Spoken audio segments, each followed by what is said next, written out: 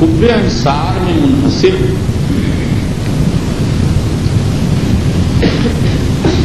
حالانکہ ایمان کے اور بھی شعبے، اس کا جواب یہ کہ یہ حصر اضافی اور اعتباری ہے، اور ان لوگوں کے اعتبار سے جن کو انصار سے بغض ہوتا ہے۔ اب یہاں سوال یہ کہ بہت سے لوگ ایسے گزرے ہیں جن کو انصار سے بغض تھا، کہ آپس میں لڑائیاں تھیں، تو اس کا مطلب یہ نکلا کہ ان کے پاس ایمان نہیں۔ اس کا جواب یہ ہے کہ یہاں وہ محبت مراد ہے جو نصرت کی بنیاد ہے، اور وہ بغض مراد ہے، اور نفاق کی علامت ہونے میں وہ بغض مراد ہے جو نصرت کی بنیاد ہے۔ صحابہ کی باہمی لڑائیوں میں ایک دوسرے سے بغض ہوتا تھا، اس کا معنی آپس کا اختلاف ہوتا تھا۔ نصرت الرسول اس کا معنی نہیں۔ نصرت کی بنیادوں پر مجموعی طور پر صحابہ انصار سے محبت کرتے۔ اور دوسرا جواب یہ ہے کہ جس انصار کی جس محبت کو ایمان کی علامت بتایا گیا اس سے مراد پورے قبائل انصار کی، اور پورے قبائل انصار سے کسی کو بھی بغض نہیں تھا، اگر تھا تو بعضوں سے تھا اپنے ذاتی اختلافات کی وجہ سے۔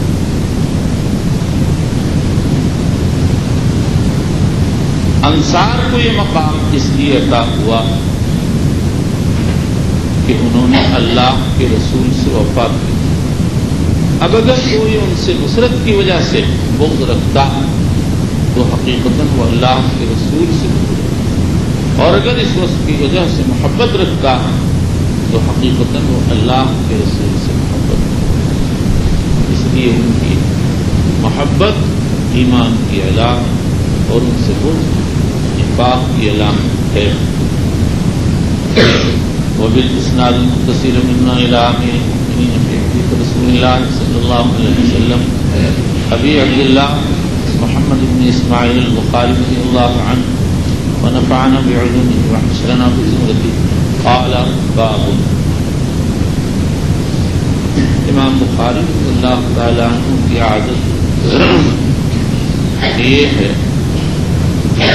کہ باب ترجمہ لاتے ہیں اور پھر حدیث پیش کرتے ہیں، لیکن کچھ مقامات ایسے ہیں جہاں حضرت امام بخاری رضی اللہ تعالی عنہ نے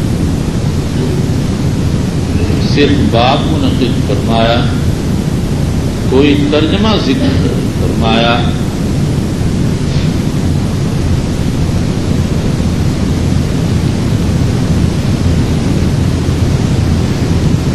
یہ پہلا باب۔ حضرت امام بخاری ایسا باب کیوں ذکر کرتے ہیں؟ مشہور عند الشراح و اکثر العلماء سے یہ باب ثابت کی فصل کی حیثیت رکھتا ہے، یعنی اس میں جو روایت ہوتی ہے اس کا ترجمہ گزشتہ سے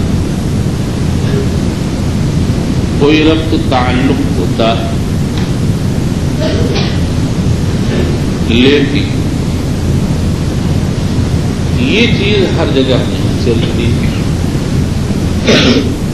مثلا حضرت امام بخاری رضی اللہ تعالی عنہ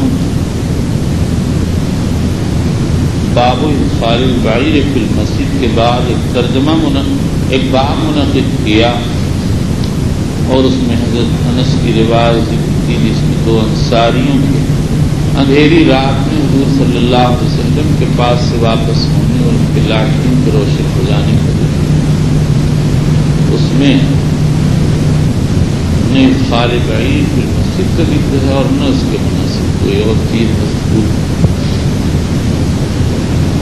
اسی طرح سے امام بخاری رضی اللہ عنہ اور بھی کئی مقامات پر تراجم منعقد کر کے باب ذکر فرمایا، لیکن اس کے تحت مندرج روایت فرمایا، لیکن اس کے تحت مندرج روایت جیسے کتاب المغازی میں باب مقام نبی صلی اللہ علیہ وسلم کے بعد ایک باب آ رہا ہے، یا باب منزل نبی صلی اللہ علیہ وسلم کے بعد ایک اور باب آ رہا ہے، ان کے درج شدہ روایتوں کی ان دونوں تراجم مذکورہ کے ساتھ کوئی مناسبت نہیں ہے۔ اس لیے شراح کرام نے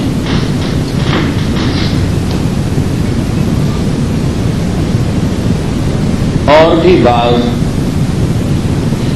توضیحات ذکر کی، مثلا یہ کہ امام بخاری بعض وقت ترجمہ رجوع الی الاصل کے لیے منعقد کرتے ہیں، اور اس کا مطلب یہ ہے کہ امام بخاری ایک ترجمہ منعقد کرتے ہیں، پھر بعض ضمنی تراجم لاتے ہیں اور پھر اصل ترجمے کی طرف رجوع فرمایا کرتے ہیں۔ جیسے کتاب الصلاۃ میں ترجمہ منعقد کیا فضل اللہم ربنا لک الحمد، اور اس کے بعد ایک باب بلا ترجمہ لے آئے ترجمہ اصلیہ کی طرف رجوع کرنے کے لیے، اور ترجمہ اصلیہ باب ما یقول الامام ومن خلفہ اذا رفع راسہ۔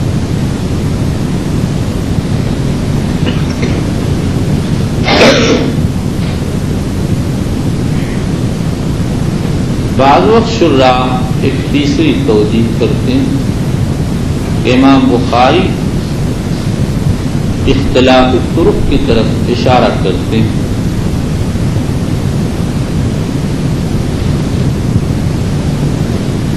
حضرت شیخ نے یہ بات علامہ عینی سے نقل کی ہے کہ انہوں نے باب ما جاء فی غسل البول کے بعد جو باب بلا ترجمہ ذکر کیا ہے اس سے مقصد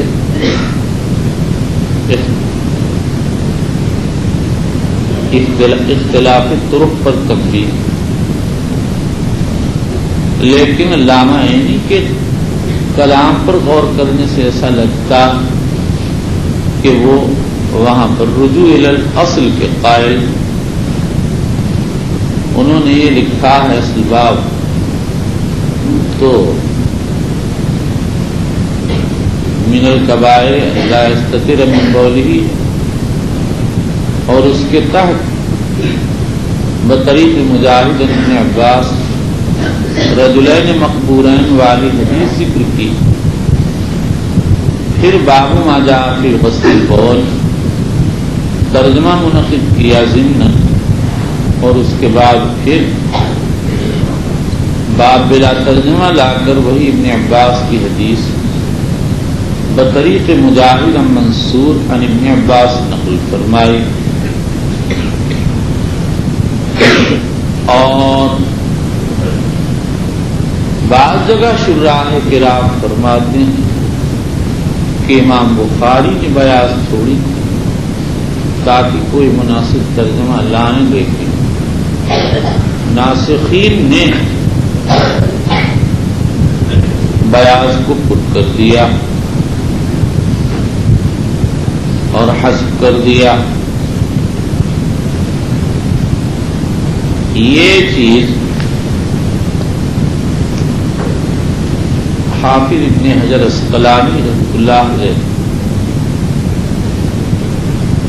باب ما جاء فی ادخال البعیر فی المسجد، باب مقام النبی صلی اللہ علیہ وسلم، باب منزل النبی صلی اللہ علیہ وسلم کے بعد آنے والے ابواب خالیہ عن التراجم کے تحت کہی ہے،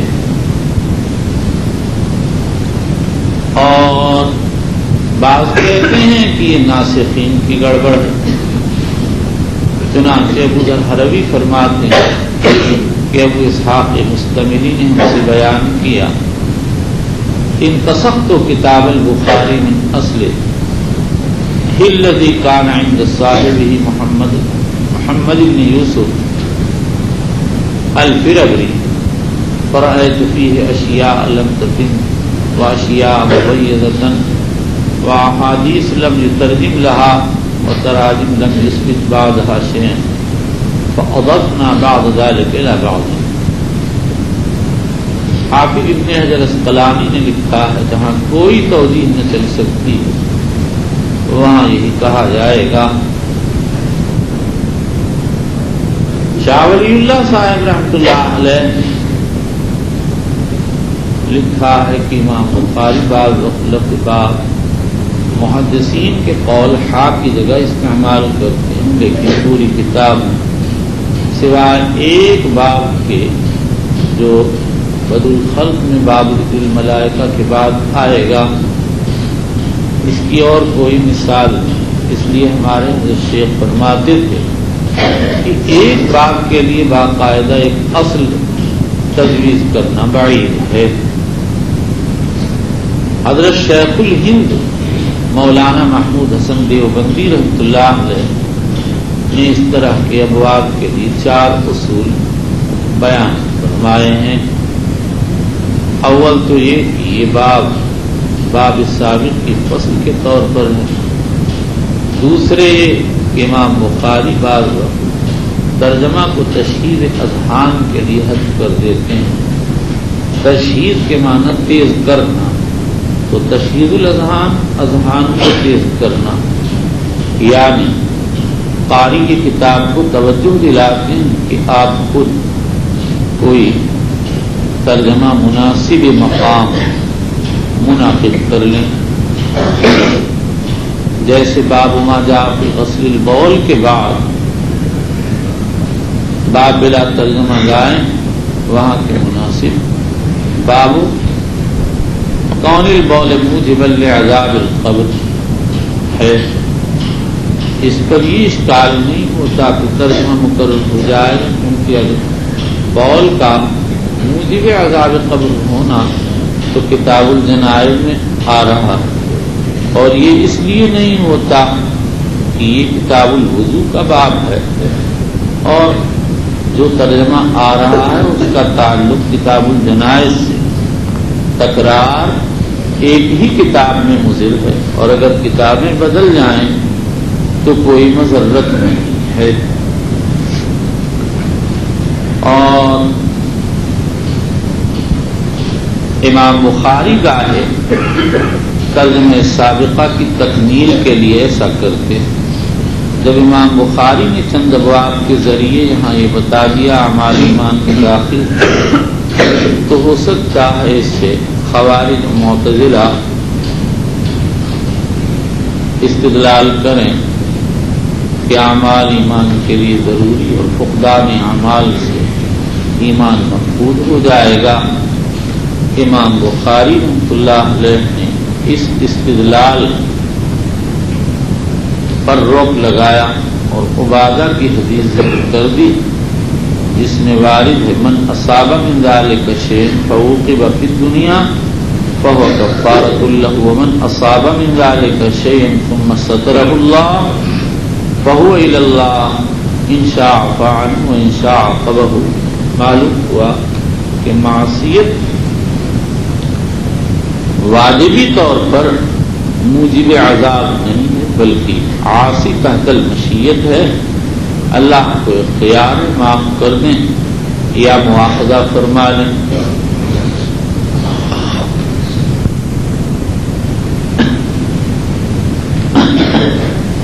اور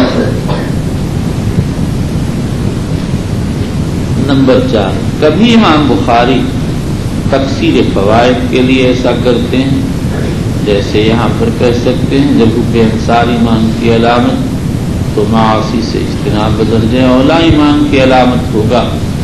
اور یہاں کئی تراجم منعقد کر سکتے ہیں، جسے ایک الاجتناب من الکبائر آیت الایمان ہے، یا البیت علی ترک الکبائر من الایمان ہے. لیکن میرے نزدیک تکمیل اور تشہیر کے جو احتمالات یہ سب بعید، تکمیل کا احتمال اول میں داخل ہے، یعنی یہ کل فصل میں الباب السابق، اور تشہیر یا تکثیر فوائد کے احتمال کا مطلب یہ ہے کہ بخاری نے کتاب کو ناقص چھوڑ دیا، جو بالکل ہی بعید. صحیح میرے نزدیک وہی ہے جس کو شراح کرام عام احوال میں ذکر کرتے ہیں کہ باب بلا ترجمہ باب ثابت کے لیے فصل کی حیثیت رکھتا ہے، اور اس میں جو روایت لاتے ہیں اس کا باب گزشتہ سے تعلق ہوتا ہے. کبھی اس کے تعویل کے ذریعے ترجمہ ثابت ہو جاتا ہے، اور کبھی اس کے تحت ذکر کردہ روایت ترجمہ گزشتہ کی روایت میں جو قصہ ذکر کیا گیا اس کا تکملہ ہوتی ہے. اور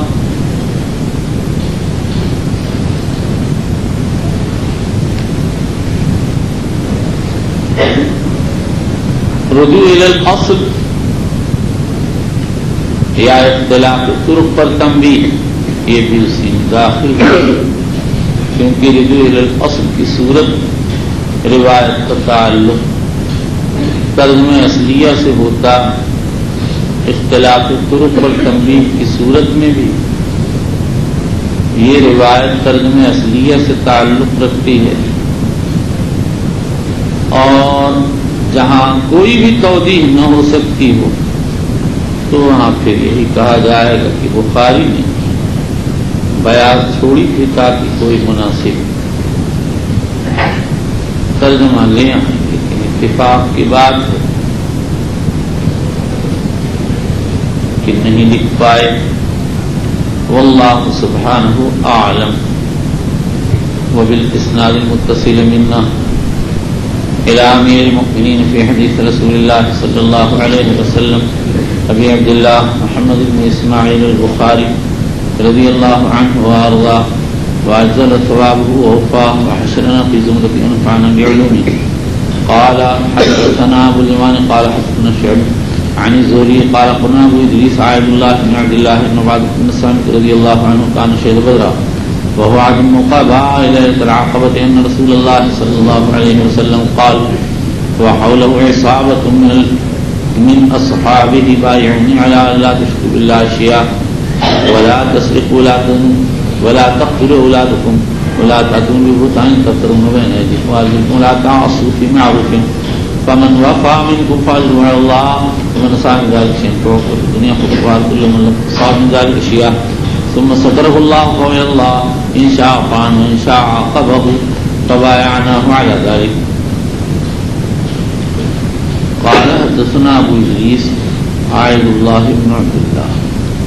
عائد اللہ اسم فاعل کے وزن پر ان کا نام ہے، اور ان کے والد عبداللہ بن عمرو خولانی صحابی ہیں، اور خود عائد اللہ جنگ حنین کے سال پیدا ہوئے ہیں. ان عبادۃ بن الصامت رضی اللہ تعالی عنہ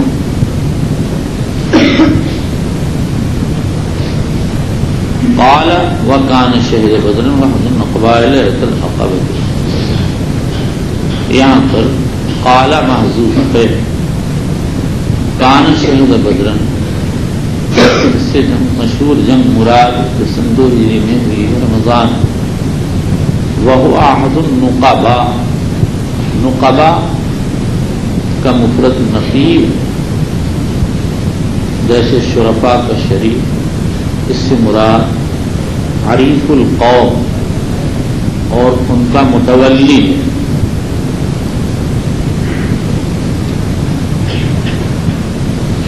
اور لیلۃ العقبہ یعنی جس رات ان لوگوں نے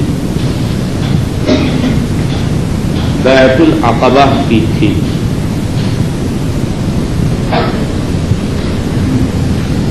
ہوا یہ تھا کہ جناب رسول اللہ صلی اللہ علیہ وسلم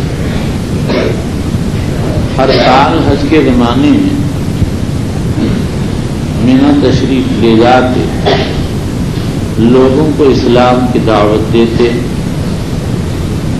سن 11 نبوی میں قبیلہ حضرت کے 6 آدمی حج کے لیے آئے ہوئے تھے، ان سے ملاقات ہوئی تو ان لوگوں نے آپس میں یہ کہا یہ تو وہی معلوم ہوتے ہیں جن کے متعلق یہودی کہتے ہیں کہ نبی آخر الزمان کا جب ظہور ہوگا تو ہم ان کے ساتھ مل کر تم کو مغلوب کر لیں گے، لہذا یہودی سبقت نہ کرنے پائیں، اور وہ 6 کے 6 مسلمان ہو گئے۔ مدینہ واپس آئے تو آپ کا تذکرہ کیا۔ آئندہ سال سن 12 نبی میں 12 آدمی آئے جن میں حضرت عبادہ بن صامت بھی تھے، اور ان سب حضرات نے رات میں حضور صلی اللہ علیہ وسلم کے دست اقدس پر جمرہ عقبہ کے پیچھے بیعت کی، اور اس کا نام بیعت العقبہ الاولی پڑ گیا۔ پھر سن 13 نبی میں 70 آدمی آئے جو آپ کے دست کریم پر بیعت ہوئے، یہ بیعت العقبہ الثانیہ۔ جب یہ لوگ بیعت ہوئے تو ہر قبیلے کے لیے ایک نقیب و عریف، ایک چودھری مقرر کر دیا گیا۔ حضرت عبادہ رضی اللہ تعالیٰ عنہ بھی انہی میں تھے۔ ان رسول اللہ صلی اللہ علیہ وسلم ان رسول اللہ صلی اللہ علیہ وسلم قال وحولہ عصابۃ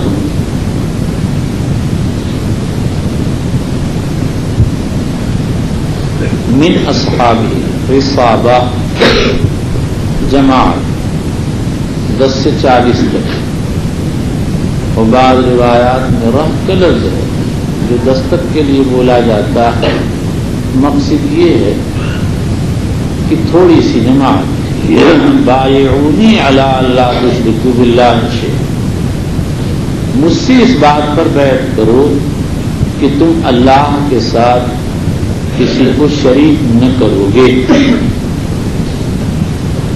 اس حدیث میں جس بیعت کا تذکرہ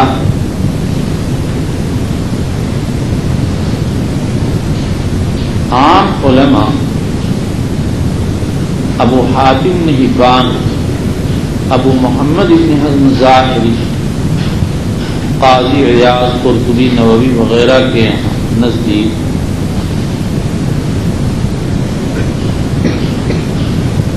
ہجرت سے پہلے واقع ہوئی ہے، اور یہ بیعت العقبہ علامہ عینی نے اسی کو اختیار کیا ہے۔ اس میں رہط یا عصابہ کا لفظ آتا ہے جو مختصر سی جماعت پر بولا جاتا ہے۔ اگر ہجرت کے بعد کی بیعت ہوتی تو بہت سے لوگ شریک ہوتے، لیکن حافظ ابن حجر عسقلانی رحمۃ اللہ علیہ فرماتے ہیں کہ یہ بیعت ہجرت کے بعد بلکہ صلح حدیبیہ کے بعد بلکہ فتح مکہ کے بعد ہوئی ہے۔ حافظ ابن حجر رحمۃ اللہ علیہ اس کے کئی قرائن پیش کیے۔ پہلا قرینہ تو یہ ہے کہ دونوں بیعتوں کے الفاظ الگ الگ ہیں۔ بیعت العقبہ کے الفاظ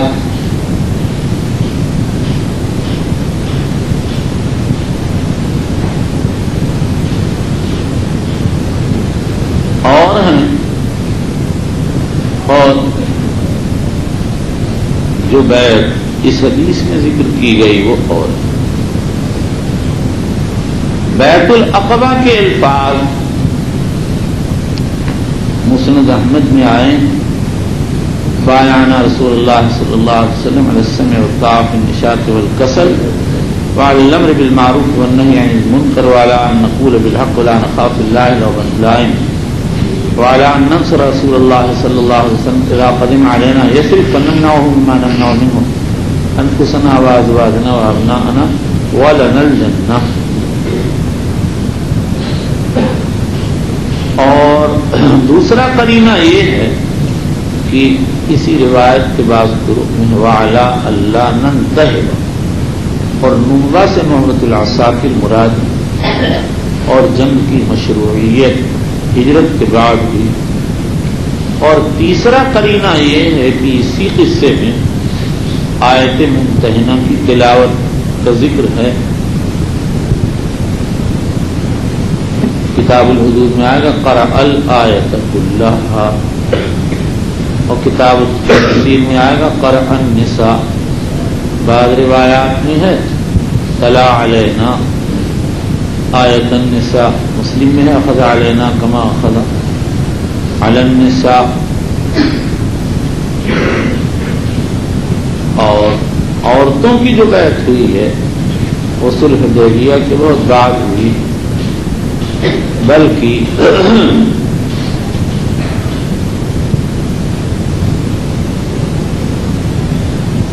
طبرانی کی ایک روایت بایعنا رسول اللہ صلی اللہ علیہ وسلم علی ما بایع علیہ النساء فتح مکہ، اس کے علاوہ حافظ ابن حجر نے اور بھی قرائن پیش کی ہیں۔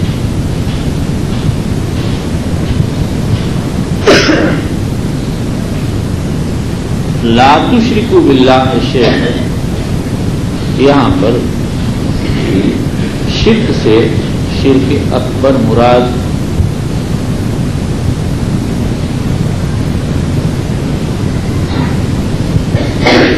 پھر شرک کی تین قسمیں، شرک کی ذات جیسے اشارہ کا اعتقاد، اور شرک کی صفات جیسے بہت سے لوگ غیر اللہ کو اللہ کی صفت میں شریک مانتے، شرک کی عبادات جیسے اصنام پرستوں کا حال، ساری انواع شرک اس میں داخل۔ علامہ طیبی کا خیال یہ ہے کہ ہاں شرک اصغر ریا مراد، لیکن کی یہ توجیہ وہ جمع بین روایات کی بنیاد پر مبنی ہے، ضعیف ہے، اس لیے کہ جمع ضروری نہیں ہے، استثناء ہو سکتا، جیسا کہ آگے آ رہا ہے وَلَا تَقْتُلُوا أَوْلَادَكُمْ، اپنی اولاد کو قتل۔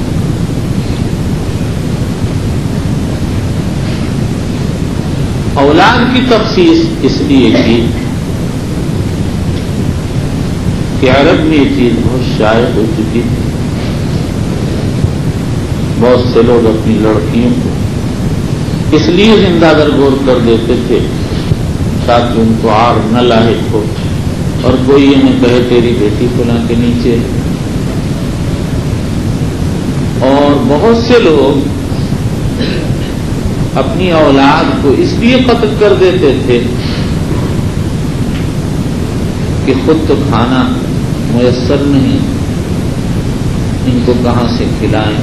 اللہ تعالیٰ نے فرمایا وَلَا تَقْتُلُوا أَوْلَادَكُمْ مِنْ إِمْلَاقٍ نَحْنُ نَرْزُقُكُمْ وَإِيَّاهُمْ، فقر موجود کی وجہ سے اولاد کو قتل کرو، ہم تم کو روزی دیں گے اور ان کو بھی روزی دیں گے، احتیاط کیجیے۔ آپ لوگ اتنا کھانستے ہیں کہ جیسے معلوم ہوتا ہے کوئی بیت بازی ہے، اگر آپ صحت کا اپنی خیال نہ کریں گے تو کون کرے گا؟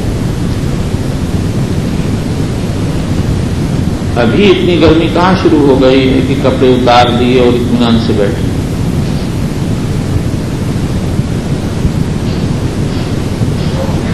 اور کبھی وہ لوگ اس لیے قتل کر دیتے تھے کہ خود تو جیسا تیسا گزر ہو جاتا ہے، ان کو کہاں سے کھلائیں گے. اللہ نے فرمایا لا تقتلوا اولادکم خشیۃ املاق نحن نرزقهم وإیاکم. قرآن کی خطابت و بلاغت کو دیکھیں.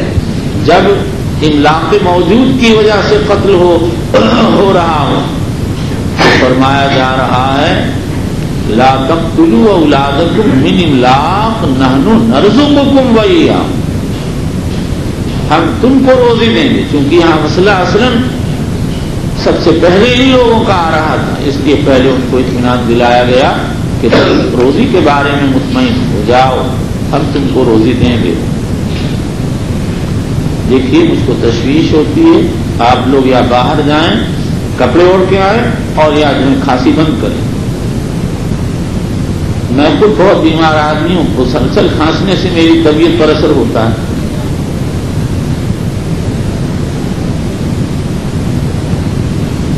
اور جب اولاد کی وجہ سے خطرہ لاحق ہوتا تھا کہ خود تو گزر ہو رہا ہے کسی طرح ان کا کیا ہوگا، وہاں اولاد کے مسئلے کو پہلے مقدم کیا اور فرمایا نحن نرزقهم وإیاکم.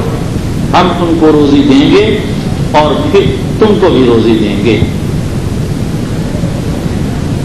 اور اس لیے بھی قتل اولاد کی تخصیص کی کہ اس میں قتل اور قطیہ دو چیزیں پائی جاتی، یعنی ناحق قتل اور قطع رحم. اور تیسری وجہ تخصیص یہ ہے کہ یہ بڑا بے دردانہ قتل تھا، لڑکوں کو زندہ درگور کر دیا کرتے تھے. ولا تأتوا ببہتان تفترونہ بین ایدیکم. اور تم جھوٹ گڑھ کر نہ پیش کرو. بہتان وہ کذب ہے جو آدمی کو مبہوت بنا دیتا ہے. تفترونہ بین ایدیکم وارجلکم، جس کو تم گڑھتے ہو اپنے ہاتھ پاؤں کے بیچ میں. امام خطابی اور بغوی فرماتے ہیں بین الایدی والارجل سے انسان کی ذات مراد، یعنی جس کو تم اپنی طرف سے پیش کرتے. نمبر 2 کرمانی کہتے ہو سکتا ہے کہ اس سے قلب مراد،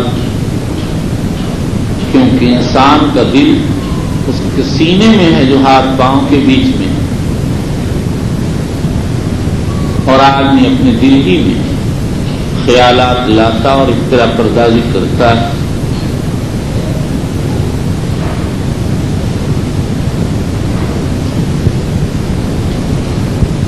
نمبر 3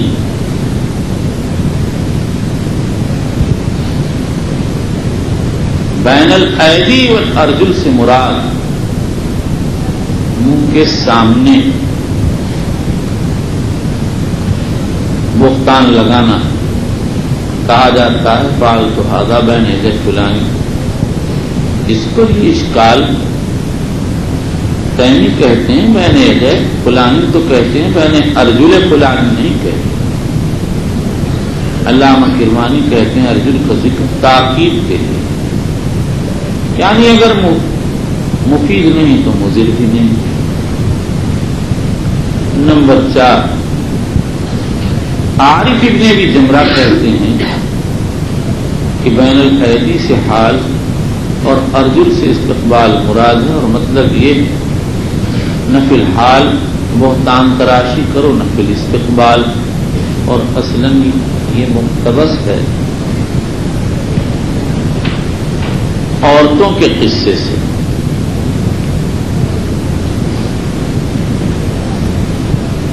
اور عورتیں یہ کرتی تھیں کہ زنا سے اولاد لاتی یا انتقاد کرتی اور خاوند کی طرف منسوخ کر دیتی، اس سے ان کو روکا گیا. اور جب یہ لفظ مردوں کے بارے میں آ گیا تو اس کی توجیہ کی ضرورت پیش آئی.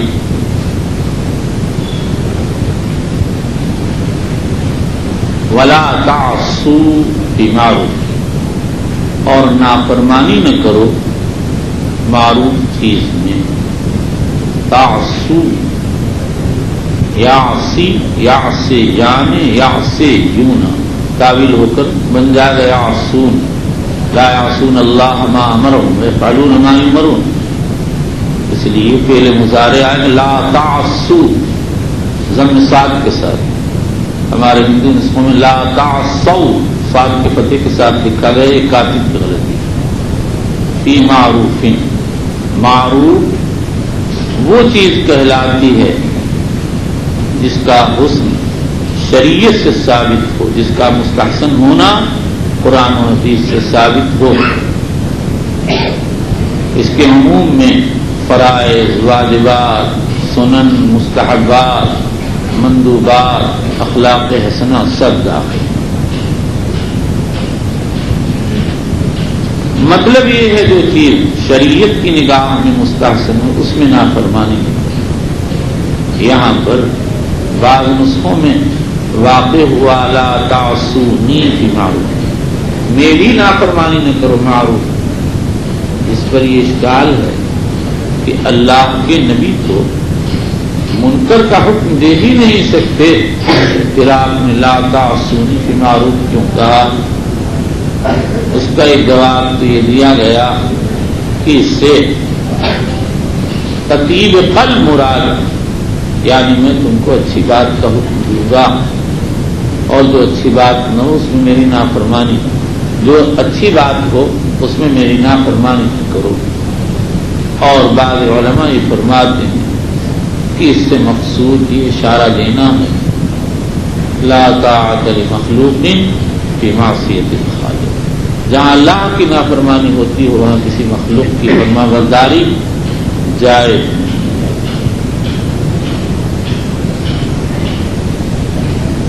ہمارے استاد مولانا ضیاء الحق صاحب نے فرمایا تھا غالباً یہی ہے، اطاعت معصیت میں غیر خالق کی ہے بے ادبی، کہ لا طاعت فرمانے رسول اکرم عربی.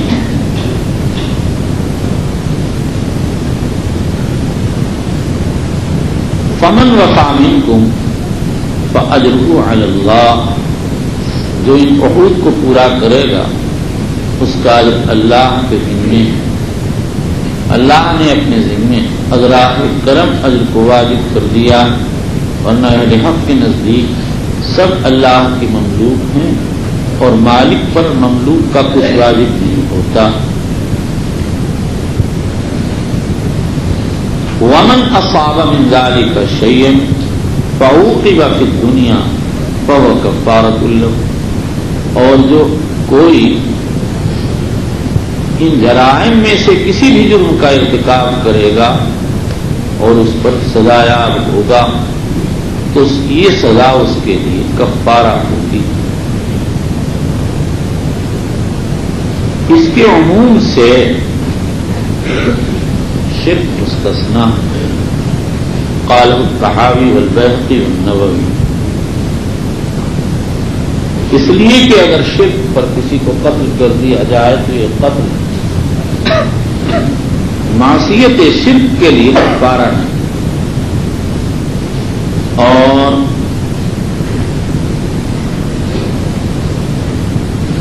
علامہ طیبی رحمۃ اللہ علیہ فرماتے ہیں کہ استثناء کے اختیار کرنے کی ضرورت نہیں، بلکہ یہ یہاں شرک سے شرک اصغر یا مراد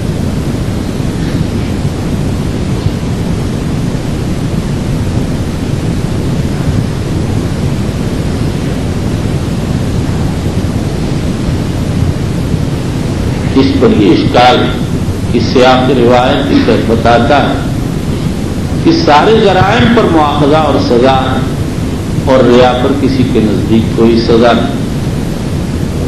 نیز عرف میں لفظ شرک جب بولا جاتا ہے تو شرک اکبر مراد ہوتا ہے. اس لیے شرک بول کر شرک کو ریا پر محمول کرنا بعید اور خلاف ظاہر ہے.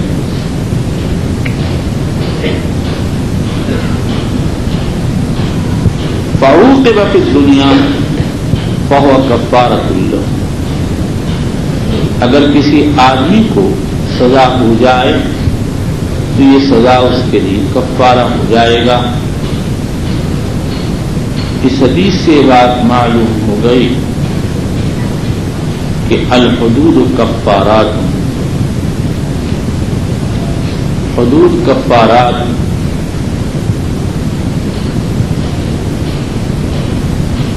مجاہد، زید بن اسلم، سفیان ثوری، امام مالک، امام شافعی، امام احمد بن حنبل، امام بخاری اور جمہور علماء کا یہی مسلک ہے۔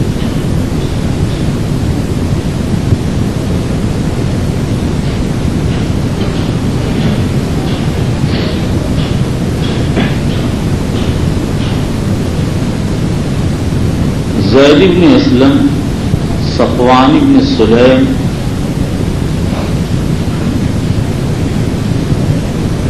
ابو عبداللہ ابن تیمیہ اور بعض معتزلہ کہتے ہیں کہ کفارہ نہیں۔ ابو محمد ابن حزم ظاہری کہتے ہیں سارے حدود کفارہ الا حد المحاربہ۔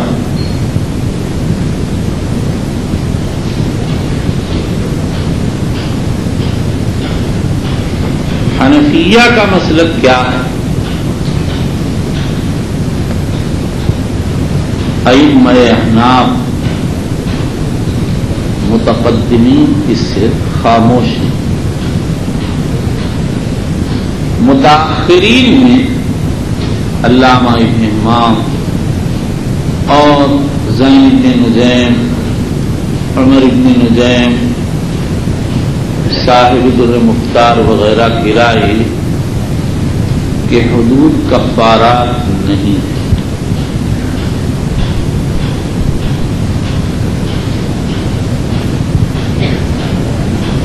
اور یہ حضرات اسی کو مسلک حنفی بتاتے ہیں، لیکن صاحب ہدایہ کے کلام سے معلوم ہوتا کہ حدود کفارات ہیں، لیکن یہ ان کا مقصود اصلی ہے۔